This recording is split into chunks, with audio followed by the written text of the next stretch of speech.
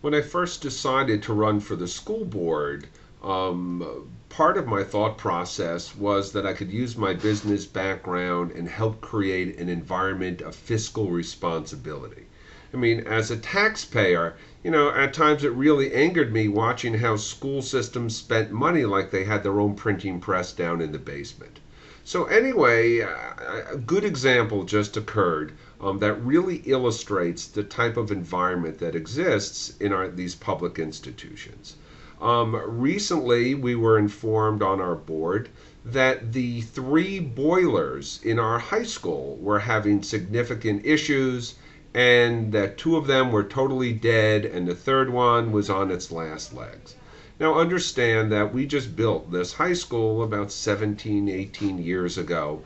And to hear that these boiler systems were just dead was a little disconcerting.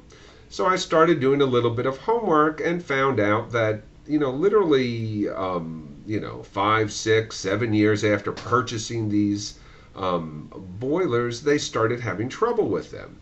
And they spent literally thousands and thousands of dollars over the years just kind of coddling them together, keeping them running. So, anyway, here we were in this situation. The boilers, after 17 years, were dying. So what we did and what I suggested was, well, listen, we need to bring in an engineer. We need to put together a plan. Let's look at our HVAC needs. Let's look at what our future needs are going to be. And let's do something intelligent. We'll bid the process out. We'll see if we could save some money. Well, weeks went by and the process didn't start. And suddenly we're at a board meeting and we're having to vote on an emergency replacement of boilers. And what they want to do is they want to bypass the bidding process, and they want to just give the contract to the company that is on the state approved list.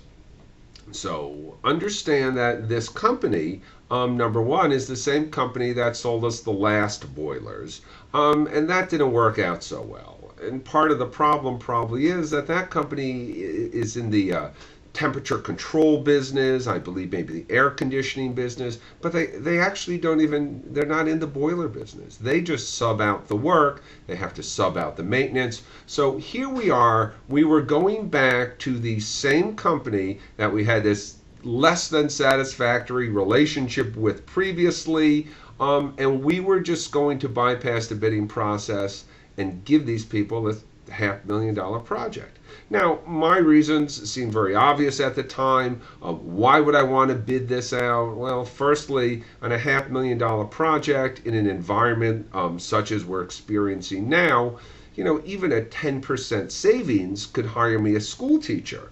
That's pretty significant, and I'm told by people in the area we could have saved considerably more.